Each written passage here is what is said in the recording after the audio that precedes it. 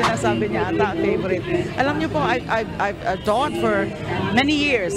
Tingin ko, may karapatan malaman ng prosecutors ang ganitong katotohanan. No?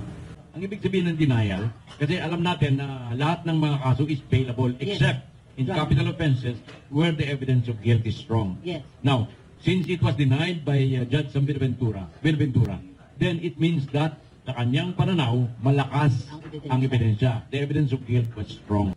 Isang mapagpalang araw sa atin lahat, mga kabayan. Aba, yung mga dating galit na galit kay Leila de Lima dahil sangkot ito sa droga or protector ito ng mga drug lord, aba ngayon tuwang-tuwa mga kababayan po natin at galit na galit kay dating Pangulong Digong dahil sa pagsasalita nito against kay Romualdez. Dahil sila umano ay solid na loyalista at solid umano na taga-suporta nitong kay Romualdez, mga kababayan po natin. So natuwa sila dahil ang dating drug protector na dating Department of Justice Secretary na si Leila de Lima ay nakalaya, mga kababayan po natin. Pero ang pinagtataka kasi ni Attorney Harry Roque kung bakit nakalaya itong si de Lima, pagkatapos nga ng administrasyon ni Pangulong Digong ay dahan-dahan na kasi nag-recant na itong mga testigo plus agad nakapag-bail ito. At na-find out niya, nalaman niya na ang judge pala na nagpalaya kay de Lima ay paboritong estudyante ni de Lima. At ito naman ngayon, mga kababayan po natin, ang tinutudo-deny ni de Lima at ng kanyang abogado.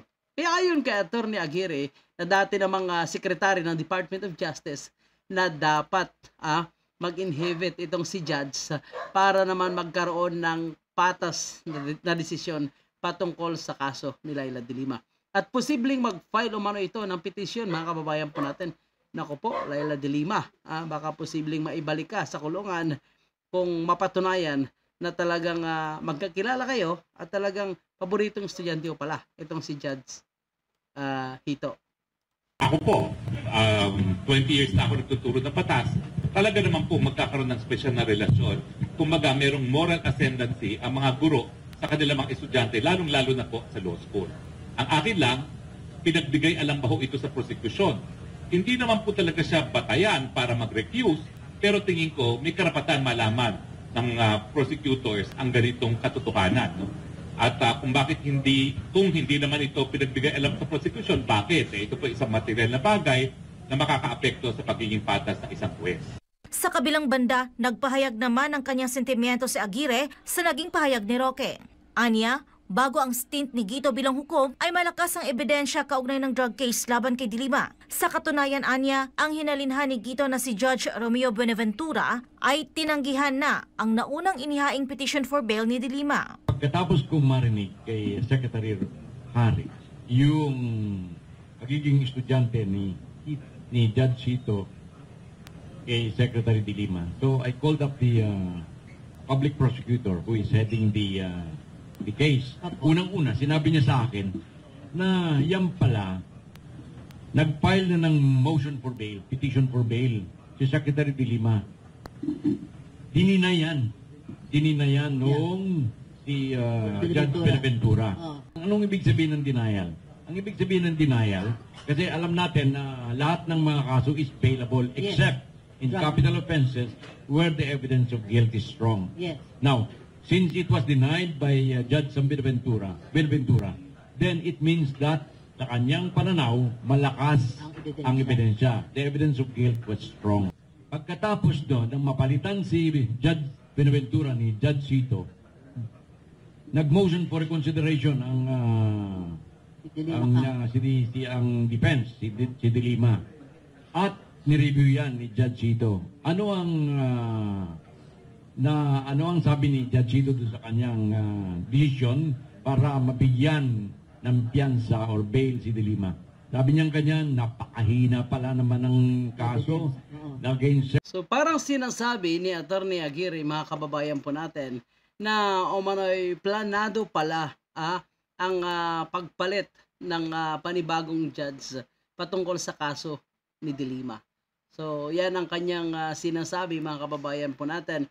At kung si Attorney Harry Roque ay talagang may impluwensyahan umano, lalo na kapag sa law school umano ay may paborito kang estudyante. Secretary de Lima, so parang alam mo nang mabibigyan talaga ng bail at hindi lamang yun, ma-acquit na. Kasi complete opposite. Tumakwit, ibig sabihin, posible na palang makalaya si De Lima. So, bakit pa pala nila pinopush itong ICC? Siya nga, protector ng drug lord, makakalaya. Tapos sabihin niyang walang hustisya sa ating bansa. So, kung hindi siya nakalaya, kahit wala siyang kasalanan, yun ang masasabi niya na walang hustisya ang ating bansa. Pero tingnan mo, di ba? Napatunayan, nakulong ng halos 7 taon. Tapos ngayon sabihin ng judge, mahina ang ebidensya. Diba? Nakapagpiyansa agad. So, talagang planado. Opposite nung findings nung ni Judge Buenaventura, yung findings naman ni Judge Cito. Naunang judge, na Judge Buenaventura, kung hindi ako nagkakamali, ay nag-inhibit dahil yung kapatid pala ay naging abogado ni Ronnie Dayang. So, nung siya ay pina-inhibit, nag-inhibit naman siya, pero nagkaroon pa siya ng kasong administratibo. Inanunsyo pa nila na kinasuhan nila ng administrative case yung judge dahil hindi dinisclose. Kasi nga dapat maiwasan ang lahat ng bagay na magkakaroon ng aninlangang ang taong bayan na isang desisyon ay hindi patas. So ito po ngayon ang problema. Ngayong nabigyan ng kumpirmasyon ni Sec Aguirre na hindi alam ng public prosecutors yun, ano ngayon ang iisipin ng taong bayan, di ba? Dapat dinisclose at hinayaang magdesisyon ang public prosecutors mag-decide kung sila'y mamumove for inhibition on that ground. I don't even remember that he was a student, so how could he be my favorite student? So ito na po mga kababayan po natin, dinideny na ngayon ni Leila de Lima itong allegation nga ni Attorney Harry Roque na umano'y ang judge na nagpalaya sa kanya na si Judge Cito, paboritong estudyante pala. Wow, sana all. Sinasabi niya ata favorite. Alam niyo po, I've taught for many years intermittent. So wala naman talagang nag-aamin sa ganitong pagkakataon mga kababayan po natin, pagkasangkot niya nga sa illegal na droga, protector, at nabidyuhan pa na nakikipagparte, nakikipagsayawan sa loob ng bilibid, dinideny niya. Ito pa kaya na walang video? Naku po mga kababayan natin. Alam na this. Years in San Beda. So hundreds na po ang mga naging estudyante ko. So I don't remember everyone. My lawyers are working on it. What is the next step? And just like the grant of bail. Isang Thanksgiving gathering ang isinagawa kanina ni dating Senador Leila. So yun po mga kababayan po natin, at sinasabi niya na inaasikaso na rin umano ng kanyang kampo itong pag-file ng kaso labang kay dating Pangulong Digong at kay dating Secretary of Justice Aguirre dahil sa pagpapakulong umano sa kanya na wala siyang kasalanan. So mga kababayan po natin, hindi naman siya siguro makulong kung walang kasalanan, at itong Korte Suprema po natin ay may sarili silang desisyon at hindi sila kayang impluwensyahan ng mga politiko. Otherwise, kung ang judge ay posibleng paboritong estudyante mo, posible talagang makakalaya ka. So ganun pa man mga kababayan po natin, ang kagustuhan lang ni Attorney Harry Roque ay aminin nila na talagang magkakilala sila at naging paboritong estudyante nga ni De Lima, itong si Hito. Dahil dapat umano ay malaman pala ng mga prosecutor ang ganitong relasyon, at least makonsider nila, o baka dapat o kailangan na rin siya umano mag-inhibit itong si Judge Hito. So kung mag-inhibit ito mga kababayan po natin, pag magpapalit na naman ng panibagong judge, tagilid na naman itong kaso ni De Lima na sana ay makakalaya na siya, posibleng maibalik siya sa kulungan.